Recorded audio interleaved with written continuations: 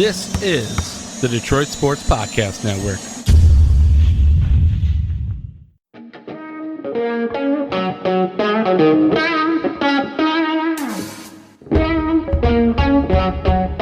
The biggest icon in podcasting.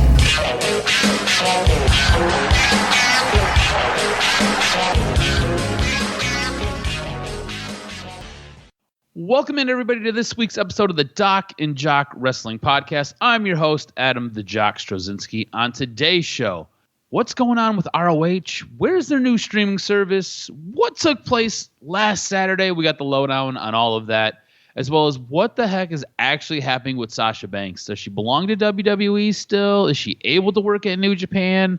Is AEW on the horizon? We got the lowdown on all of that, as well as why Matt Riddle was actually written off TV. Going to discuss all of that. Going to take a look at what took place on AEW this week, as well as what's been going on with WWE. Because let's be honest, Doc, what's been going on with WWE in real life is better than what we've been getting on screen. And we've got some really heavy topics to talk about that surround the WWE and what's going on at the top, what's going on with some of the characters on screen.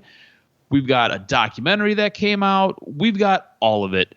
And I want to welcome in the one, the only. He is the Doc, John McMahone. What's up, cuz? Hey, cuz, can we delay the recording? Can we delay the recording an hour? I think I want to check out Mandy Rose's private page. I think that her ability to express herself creatively with her body is amazing.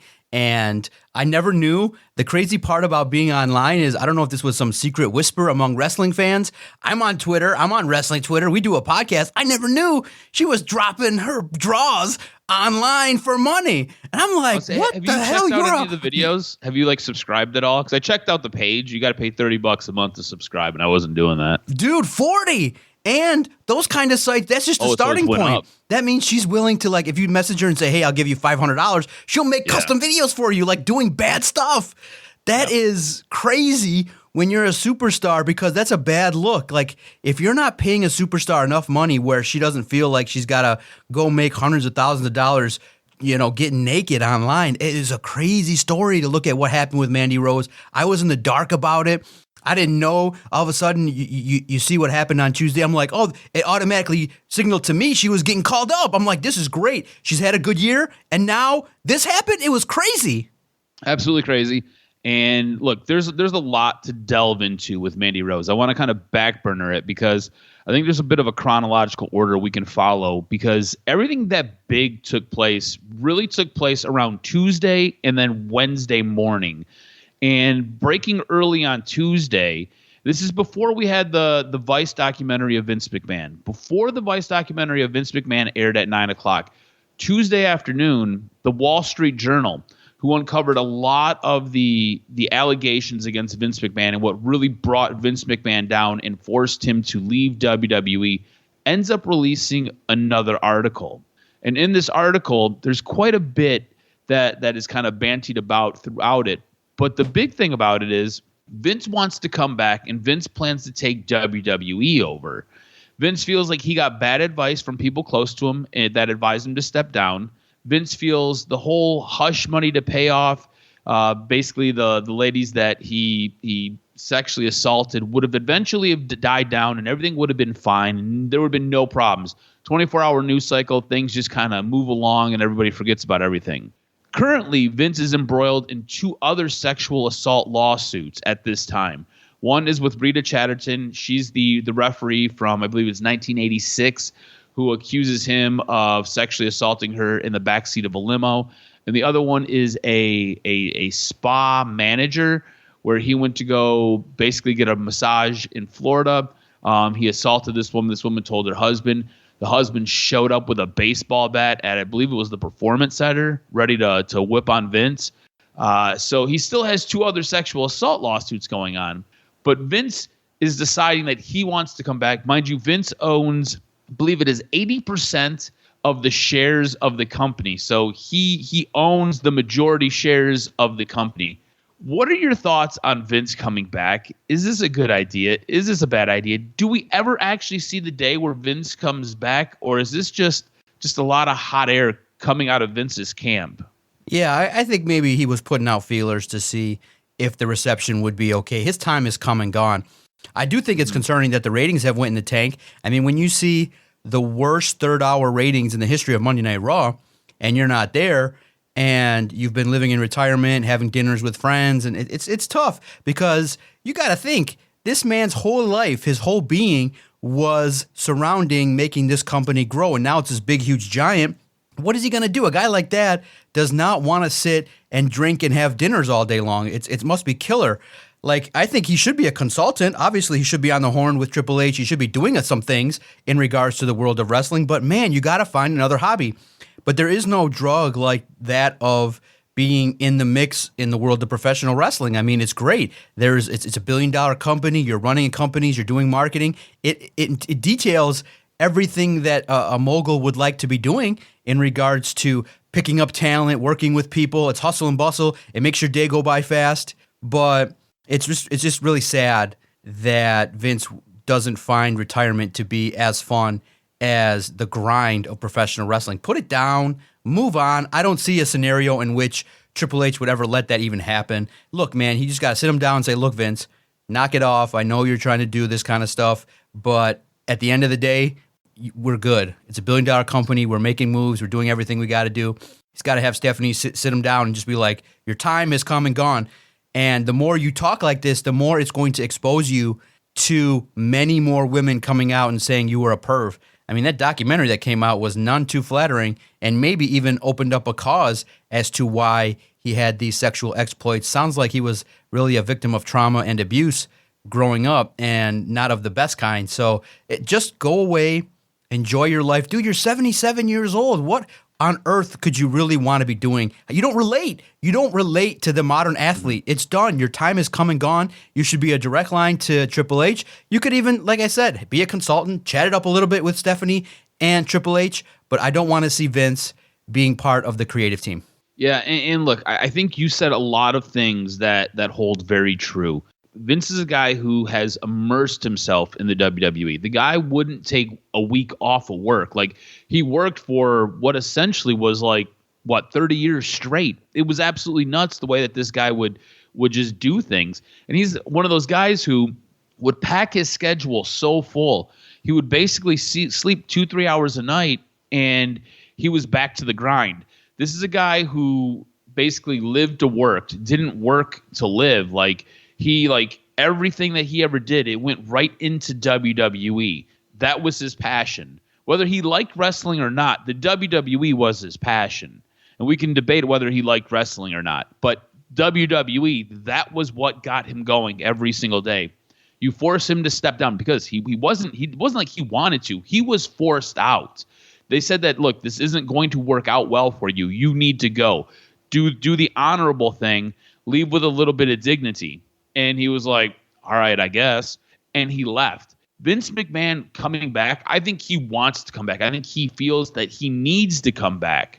I don't think it ever happens, though. You have to remember, this isn't WWE of 1980. This isn't WWE of 1990. This isn't even WWE of the early 2000s. This current WWE has a board. The board are the people who leaked a lot of the stuff to Wall Street Journal. There was one person on that board who said, we're kind of done with this guy. We don't want him here anymore. The board would have to basically propose that he comes back and he takes over. I don't think anybody on that board wants him back. On top of that, if you hear what's coming out as far as people who are working in creative, people who are performers, people who are in and around the product, none of them want him back. I don't think Vince ever comes back. I think this is one of those things where he stepped away. The product didn't fail. Actually, if you look at the stock rose and is doing better than it has done in a long time.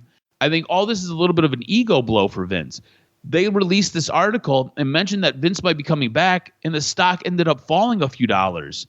So I think Vince is more hurtful to WWE than he is helpful. I don't think Vince McMahon ever comes back. I think at some point Stephanie will end up grabbing him, will end up talking to him, and just be like, Dad, your time is done. You can be a consultant, but you have no other parts of this. On top of that, there was an independent investigation that was done. That is all wrapped up now. And look, they haven't released what was found there, but I'm under the assumption that, yeah, Vince used WWE money to basically pay off his sexual assaults. I don't know how you come back from that. I don't think you can come back from that. And on top of that, this article was strategically released when it was, because we did have a Vice documentary on Vince McMahon that was scheduled to come out at 9 o'clock on Tuesday. This was coming out before the main event of NXT, which we're going to get to here in a moment. What did you make of the Vice documentary? Did this provide anything new to you? Was this basically just kind of rehashing of things that you already knew? What was your thought on the documentary? Very disappointed. I thought it was rushed, lazy. It wasn't done in a way that moved the story forward. Look, here's the thing that I don't like, okay?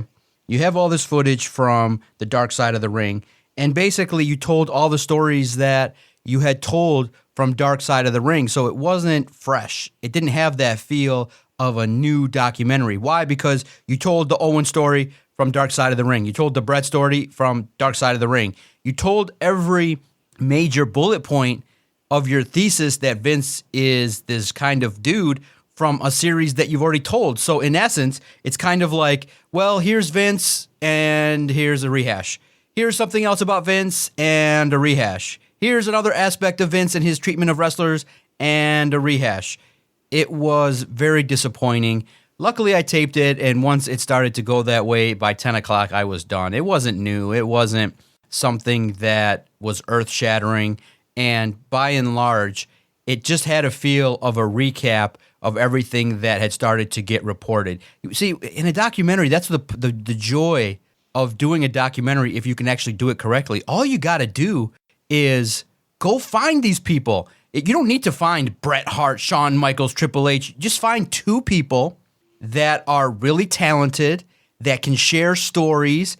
You tell your story with the perspective of two or three people that know Vince, that want to be part of the doc. Obviously, you use more footage of Vince Russo, who is amazing at documenting what he thinks about things. You have Jim Cornette. That's awesome. I just felt like what you needed to do is not, and here's the thing, which you and I are in the world of producing as well. You didn't need to do 1 2-hour doc. Here's what, with that footage that you had, and the manner in which, if you have just two guys and it's Vince Russo, maybe one wrestler, and Jim Cornette, you release 4 30-minute episodes. That's how you do it properly, where it has a new feel, where the first part is, the first episode, half hour, Vince's background. He was traumatized, he was abused. This maybe led to him, boom. Episode 2, now he's a mogul, now he wants to take over his dad's company. That's episode 2. Now episode 3 is his world in WWE, creating it to be the biggest thing in the world. You elevate him a little bit.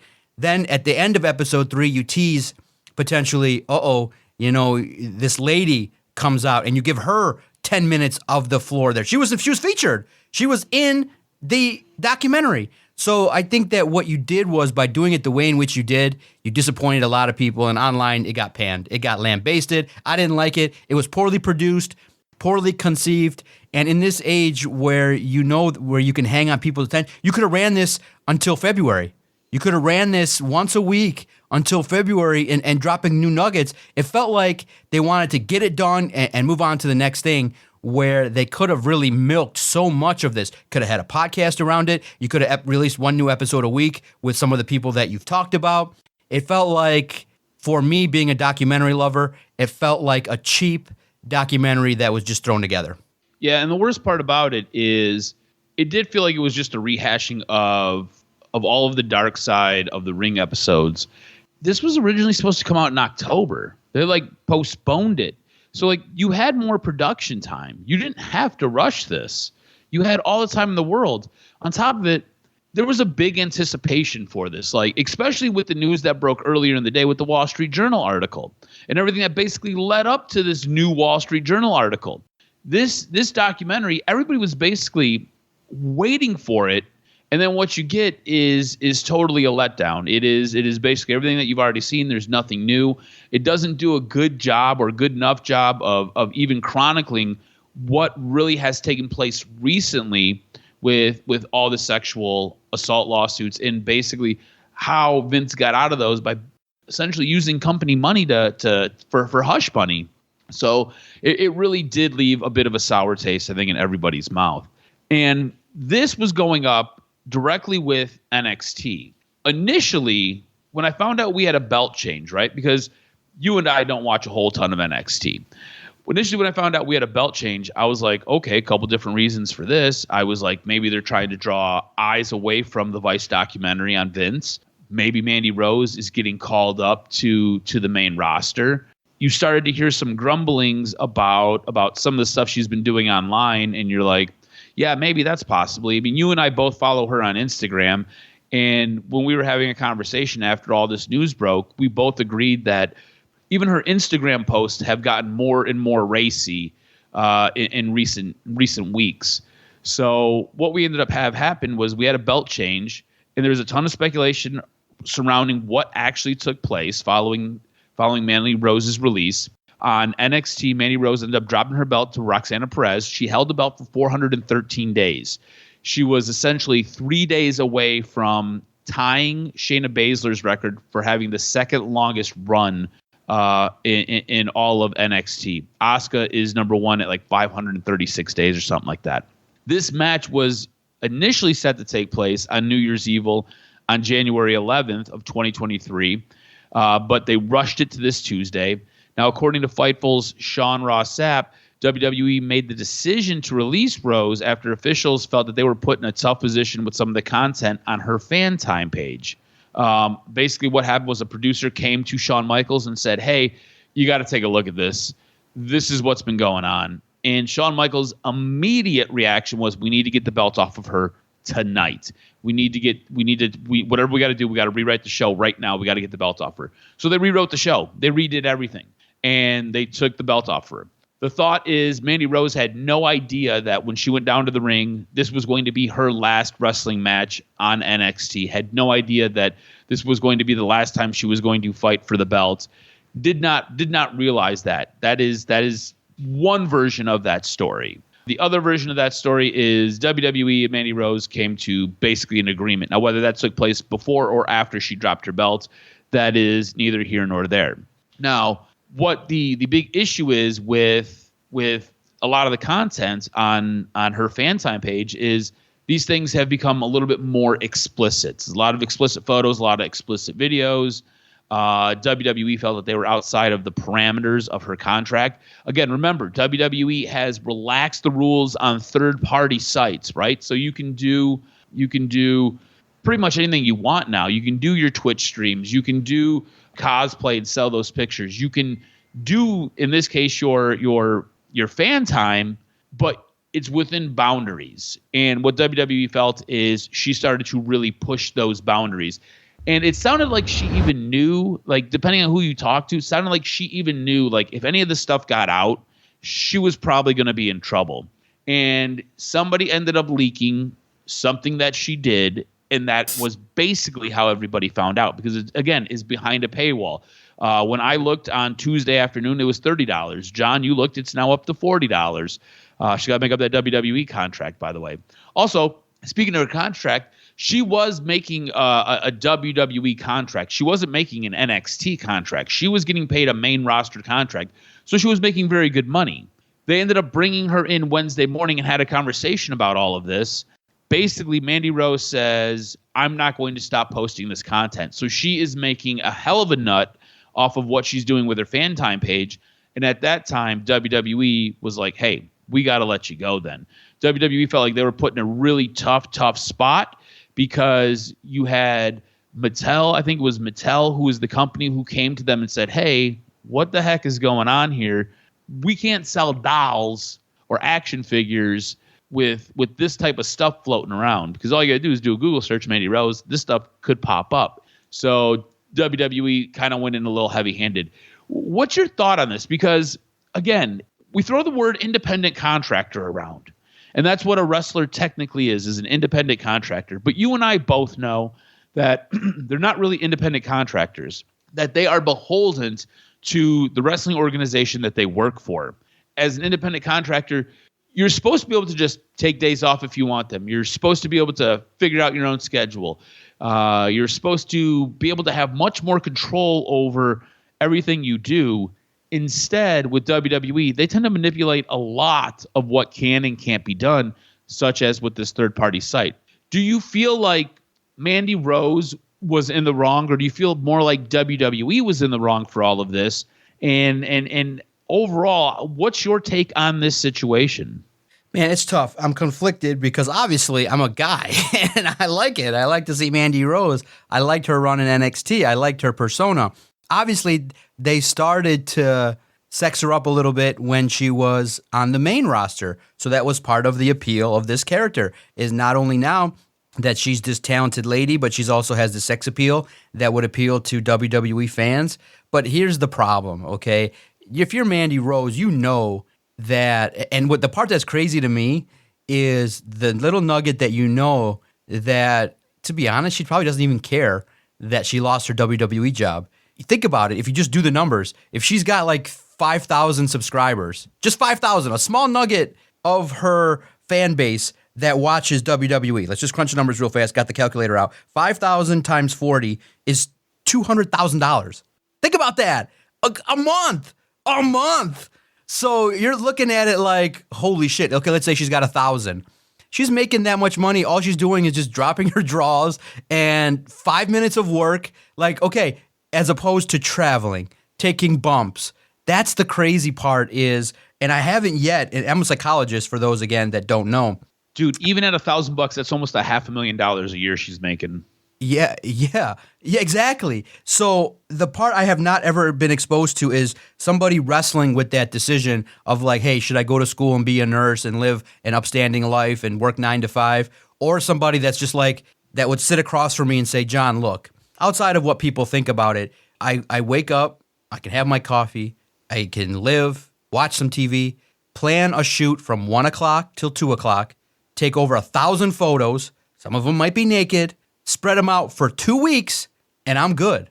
As opposed to the grind. But for me, I like the grind, and nobody's ever going to want to see me naked. They would actually make me pay to not post that shit. $5,000. Put your clothes back on. Exactly. So I've never had somebody talk to me about wrestling with that decision. But in the end, when you're looking at those dollars in your face for the least amount of work possible, there are people willing to do it. I am not. I would hope that people close to me would not be, but I just can't judge it because it's 2022. Everybody's a walking billboard. Everybody's a walking promo. Everybody's a brand. So for someone to try and do it and to take advantage of people paying it, it's hard because it's an hour of work versus the grind of being a wrestler. She's got her fill. She doesn't need it. Look, she doesn't care. I don't think at all. I think she's blindsided by it, but you have to know that once a publicly traded PG company finds out, guys, it's not just like an Instagram racy. She's like naked, and she's been reportedly willing to take custom order requests to maybe do some raunchy things on there for a fee. So with that said, I think you said it best right there. It's still a PG company. It's still PG. A PG. It's not like it's PG-13. It's not like it's the Attitude Era. It is still PG. They are still marketing to small children. You've got kids. The internet's readily available. If one of your daughters hopped online and typed in Mandy Rose because they were watching NXT and all of a sudden they're a huge fan, and somehow they get directed either to her website or they find images online because, again, this stuff was leaked from behind a paywall, it puts you as a parent in a tough spot to have to explain that. And that's what WWE does not want because they want – it's hooking the kids in, but they hook the kids in to get the parents' dollars. I mean, you shared an image of something that you bought your daughter because you watch wrestling with your daughter. You bought that from WWE. That's WWE's business model. Bring the kids in, hook the kids, and then the family will come and the parents have the money and then they'll buy the stuff. And that's how they make the revenue, you know? So I think that's the big thing because we're not very far away from when Vince McMahon would have girls go out in string bikinis and wrestle in Jello and mud or even have Trish Stratus kiss Vince McMahon's ass. Do you know what I'm saying?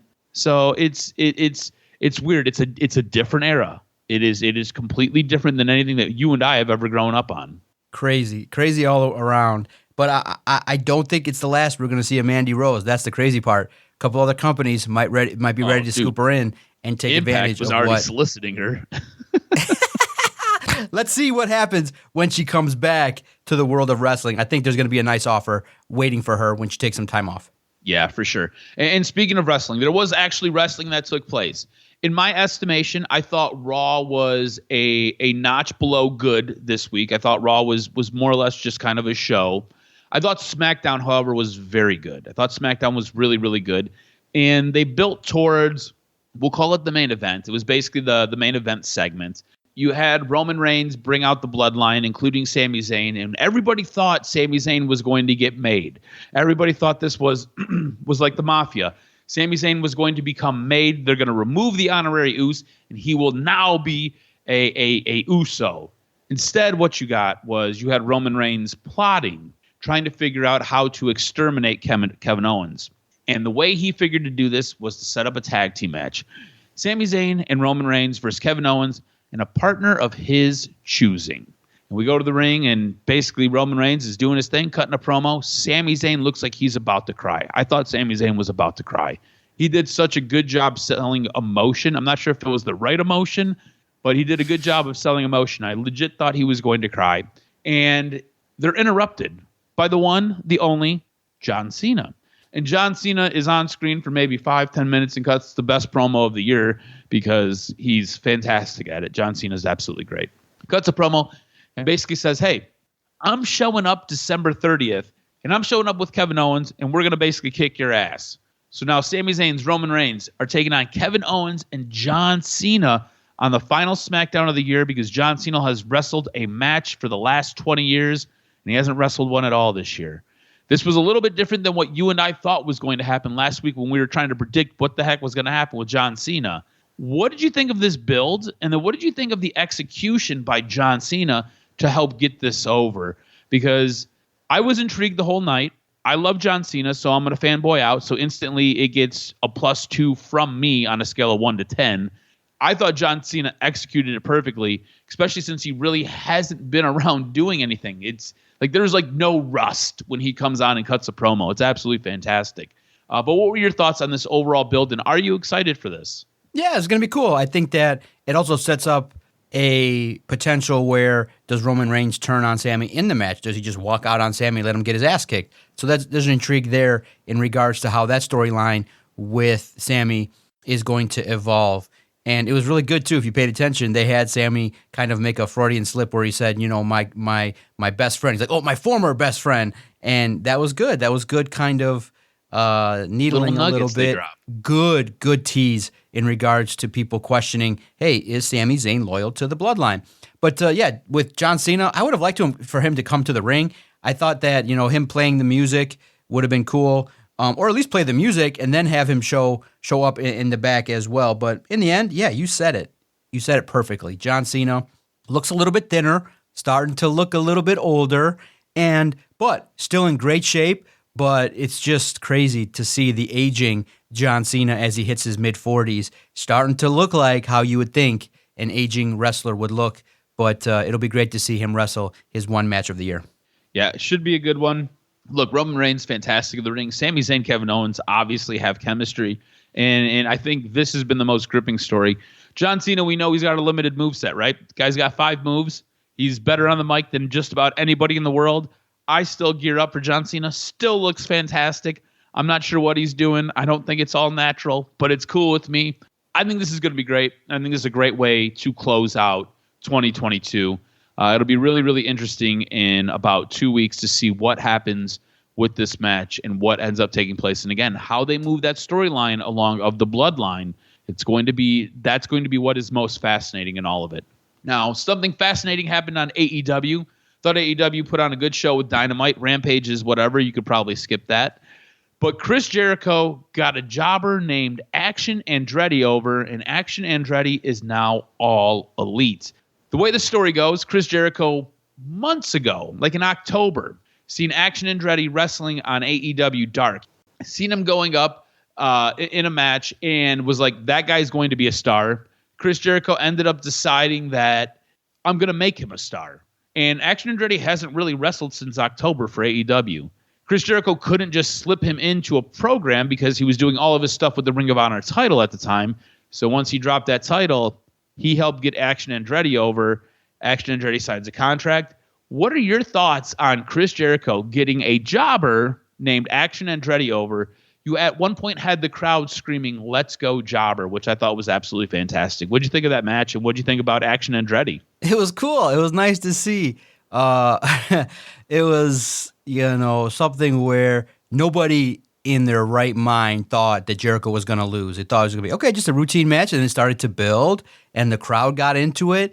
And, I think that it just goes to show you that sometimes live television can produce that surprise that we all want. And that's what you want to see. Is that really, in the end, does this hurt Chris Jericho? No. But it just kind of starts his downturn. Maybe it's going to spark another character, return to the Painmaker or return to somebody else, and that's what's great about creative television writing. And that was good because the crowd believed it. They were into it. They liked what the guy brought to the table. I've never heard of the guy. I mean, I guess that's great. I'm sure he's got a great story or wherever he came from or whatever he did in the past, but now I know who he is.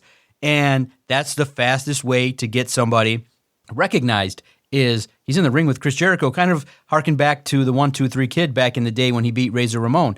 And it just kind of maybe is a nod to that, maybe a nod a little bit to, hey, anything can happen on live television. And that's what it's supposed to be, is that you got to kind of just plant the seed that, yeah, most of the time when an established star like Wardlow faces off against whoever the hell that was on Friday evening, that Wardlow's going to win. But in the end, this is a time where we were all shocked, and we all can now know that Action Andretti can handle his business, and potentially he's going to get a little push. Let's see where it goes from here, and let's see how AEW handles now what has been given to him, which is a little bit of a boost in his career, rocket ship strapped to his back just a little bit. Because when you beat Chris Jericho on live TV and put on a good match where the crowd gets over and the crowd likes you, that's what gets you moved along in the world of wrestling. So let's see what happens.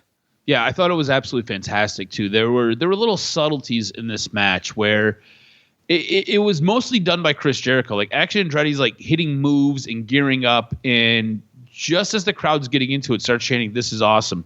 Chris Jericho do a subtle little thing and basically knock him down. And it really felt like every time he was gearing up to get going, to really kick this match into overdrive, Chris Jericho would just kind of pull the rug out from underneath him. But in the end, Action Andretti scores the pin, 1, 2, 3. I think it's awesome that Chris Jericho does this. I think Chris Jericho knows his role in AEW, realizes it, right? He can be the face. He can be the guy behind the screens helping put matches together. He can be an intermediary when guys are having issues and squabbles and can't agree on anything. He can be the guy to go out, scout new talents, bring them in, and then make them a star. This is one of the many reasons why I absolutely love Chris Jericho. He's my favorite wrestler of all time. Absolutely fantastic job here. Now, we did have the main event, which was for the Dynamite Diamond Ring and was for the Triple B, the AEW Championship. Ricky Starks takes on MJF. I thought this was a very good match. I felt like it got rushed at the end, and it was a little bit wonky and a little bit slippery at the end. Could have been a little bit smoother if they had more time. But I think the one thing I took out of this, because I really felt like Ricky Starks got overshadowed in this entire match. And coming off of that promo that he cut, like I said, I think it was last week, I was like, man, I wish Ricky Starks would actually win this belt. We all knew he wasn't, but I really wish he would have. The way this match ended, you have Bryan Danielson come out, and he gets a massive ovation, and he chases out MJF. In the end, he's standing in the ring, and he raises Ricky Starks' hand. But I think that overshadowed what Ricky Starks did. On top of that, the rush of the match at the very, very end. I, in my estimation, believe that AEW should revisit Ricky Starks versus MJF when it's time to move on from MJF as the champion, and Ricky Starks should wear that belt. I think Ricky Starks has all of the potential in the world and has all of the tools to be a big star, to be a guy in the business. And I feel like sometimes he basically gets to the ceiling, And instead of breaking through, something kind of happens, and either the ladder gets a little wobbly and he kind of has to take a step back, or he'll get overshadowed by something else. But I feel like at some point they need to revisit this. I really wish they had a longer build on this. This wasn't like a 1-2 week build. This was more something along the lines of a 3-4 week build where you could have really invested in this.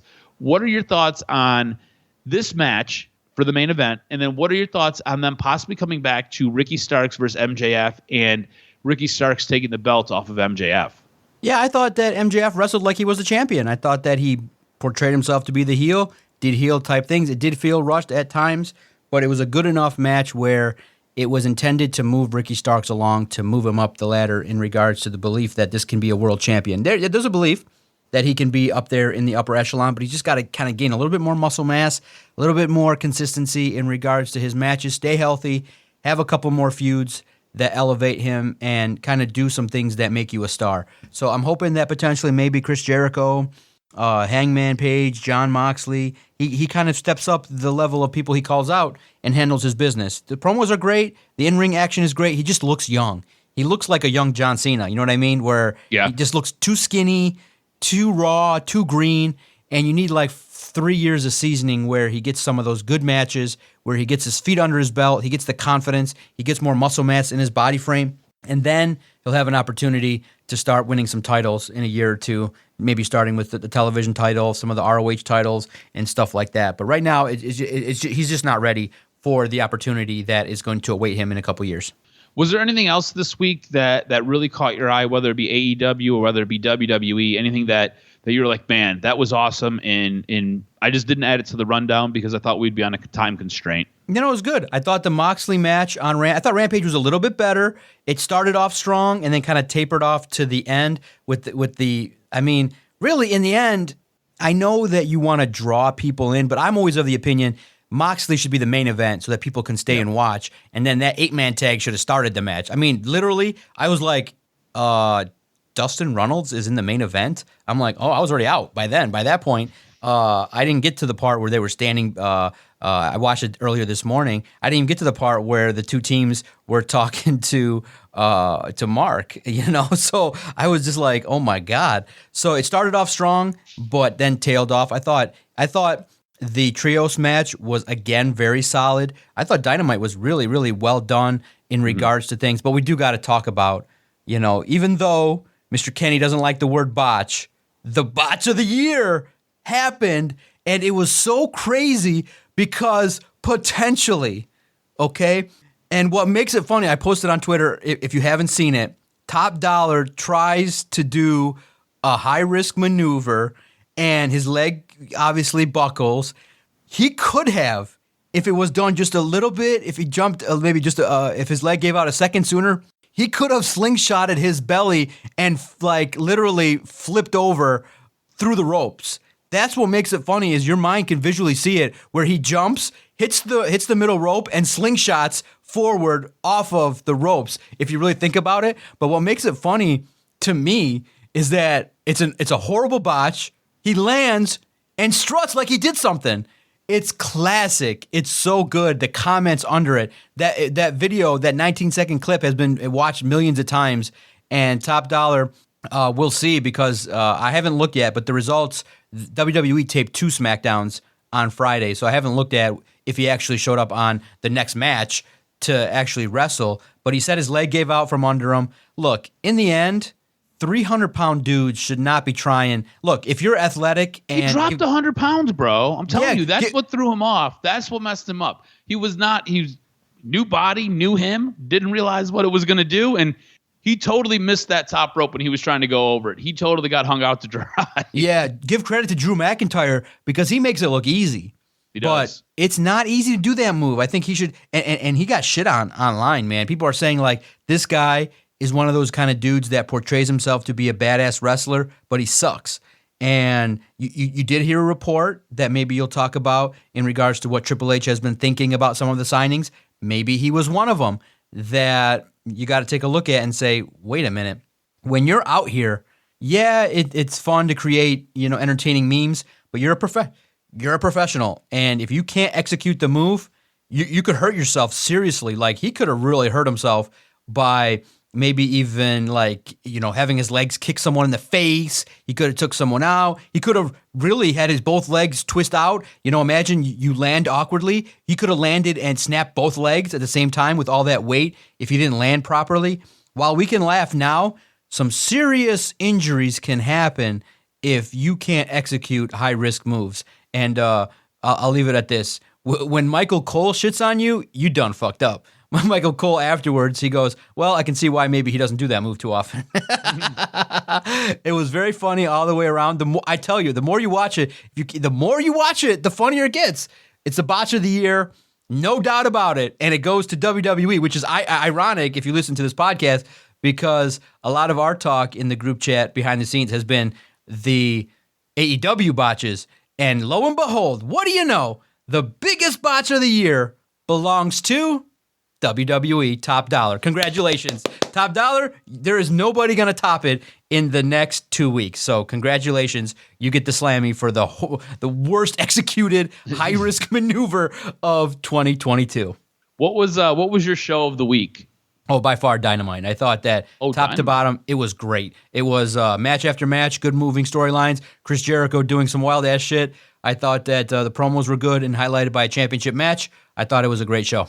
All right, I was going to give it to SmackDown, and I am going to give it to SmackDown, so we'll split it. I thought Dynamite was very good. I found SmackDown to be a little bit more enjoyable than Dynamite this week. There were times that I felt Dynamite lulled a little bit, but if you got a little bit of time and you got to watch one show, you've got two to pick from. I don't think you'll be disappointed either way.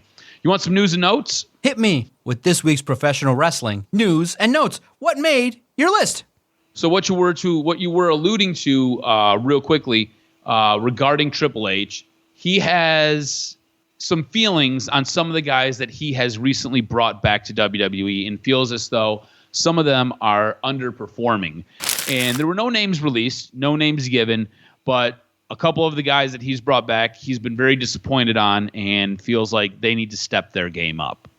Now, an update coming out of ROH Final Battle last week on Saturday. ROH Weekly TV will be on the ROH Honor Club platform.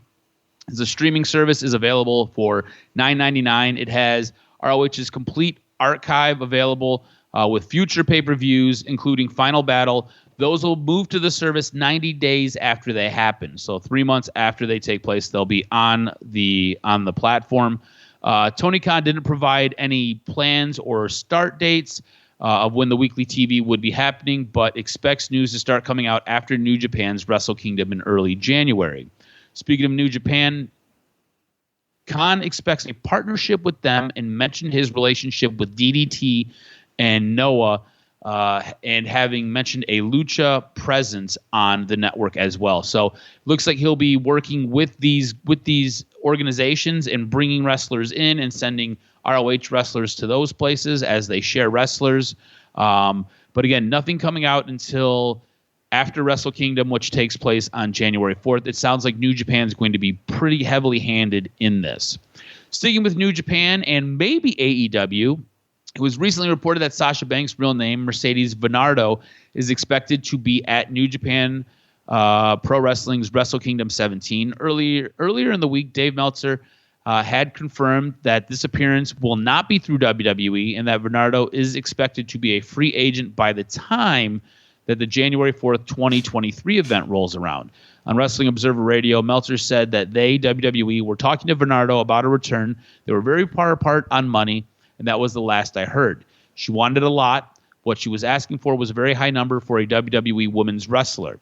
If you look at the amount of money WWE takes in, she still would have been underpaid, but by their salary structure, it was a high number. Her contract was to expire at the end of the year. However, as we've seen with so many people in the company that she has worked for, WWE could freeze the deal. Meltzer also added she has dates with New Japan Pro Wrestling in her deal. I do not believe it's a signed deal. She could sign with WWE and this could all fall apart, but she has pretty much agreed to the terms, so as far as they're concerned, they have a deal. She will be there. She'll be part of the deal to work with New Japan. I do not know how AEW fits in. And then late in the week on Thursday, Fightful Select provided an update on Sasha Banks' WWE deal, noting that they have confirmed that Mercedes' exit from the company was negotiated months ago. If you guys remember, we reported Wrestling Inc.'s Raj Giri reported this. This was, I think, back in maybe August. Maybe August. I think we reported this. So months ago, she's basically been done with WWE. However, WWE has yet to officially confirm or announce this. Bernardo remains listed on the company's official website. It was previously reported by Fightful that Sasha Banks was able to take wrestling-related bookings on January 1st. The outlet confirmed that this is due to contractual reasons. Obviously, she no longer works for WWE, and she probably had a non-compete that ran until the beginning of the year. A lot of speculation is that Bernardo would show up at Wrestle Kingdom 17 on January 4th, then show up at AEW to tag with Saraya on January 11th and fight for the IWGP Women's Championship on February 18th. Now, Voices of Wrestling may have an inkling as to how much money Bernardo is earning and kind of what she was asking for from WWE. They stated that it's more than anyone has ever been paid for a per-appearance deal in New Japan. Dave Meltzer dove in a little deeper, saying Voice of Wrestling said that it was a per-appearance deal at the highest price that Bushiroad has ever paid anyone. Bushiroad is a company that owns New Japan. They said that it was more than Chris Jericho, which to me sounds, I don't know. We all know how Dave Meltzer talks, which sounds to me, I don't know. Chris Jericho made $100,000 a shot when he was working for New Japan. And man, $100,000 a shot, she's going to have to, with Chris Jericho, he was actually underpaid because of how much revenue he drove between New Japan World and ticket sales at different shows and things like that. But I don't see her driving that revenue, but I guess we'll find out. Meltzer finished by saying, whatever the number is, it's a lot of money, which means if she's making more than Chris Jericho, she's making at least $101,000. It's like she's making a ton of cash per appearance, which is crazy. This is somebody who basically believed in themselves, realized what they were. You got to remember, she's doing Disney movies. She's doing other movies. She's got a bit of a following, especially with her Twitter and Instagram handle. She has basically bet on herself and was like, that's cool. Pay me what I'm worth. And WWE was like, we don't feel like you're worth that much. And she was like, cool, I'll go get it somewhere else. And New Japan said, hey, we'll pay you. And possibly AEW is lurking in the background. We'll see what happens there. Now, issues with Matt Riddle and WWE. Last week, WWE wrote off Matt Riddle for at least 6 weeks. Riddle has reportedly been suspended for failing a drug test. Supposedly, this is not his first failed drug test of the year. Attention has been drawn to the punishment that the star received, though. There seems to be a lot of inconsistencies with WWE's wellness policy. All failed drug tests are supposed to be reported. This was supposedly Riddle's second. The first wasn't reported. Now, some guys get fired after they pop dirty one time. You can look at Cole Carter from NXT. He ended up on AEW. He was quickly fired. Matt Riddle didn't even get suspended for the required 30 days on his first dirty test. Speaking on Wrestling Observer Radio, Dave Meltzer and Brian Alvarez had this back and forth. Meltzer said, just the way that Riddle's story came out, it was like something happened in the summer. He didn't take any time off this summer. He was there every week. Alvarez, I think he did disappear, but it was for a short period of time. It was like 3 weeks or something like that. It was something weird. Meltzer, not 30 days. Other times, a guy will pop, and like a month later, he'll be suspended for it when it's more convenient. In recent years, WWE has relaxed the marijuana stance. The wellness policy is geared more towards harder drugs and steroids. Steroids now are okay, but you have to have a doctor's prescription for them. It's believed that this is a 6-week rehab stint for Riddle. Now, more reports have come out. Riddle is actually in rehab, and he popped dirty for cocaine and something else. Again, WWE does not test for marijuana, so this is for cocaine and could be something else. Not really sure what it is. Reports were very vague on what that other substance was. Wait, so you're saying that hooking up with porn stars doesn't tend to potentially lead to quality decision-making? Dude, I left that out. But yes, Matt Riddle is dating a porn star. She looks like she's a B-list porn star. I don't even know who the hell she is. But yeah, it makes sense to me because I'll be honest with you. When I had to explain all this to Alyssa, I was like, here's a small caveat. He's dating a porn star. She's like, well, that makes sense. And I was like, I guess. So, yeah.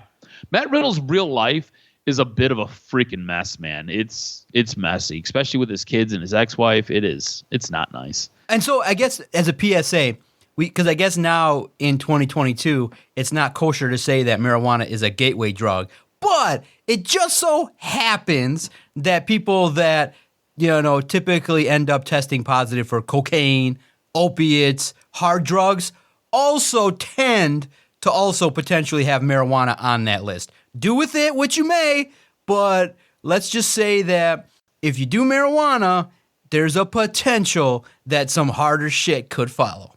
Yeah, I think that's pretty accurate. This is what's messed up too, right? So you mean to tell me the character who portrays like he's high all the time is actually high all the time?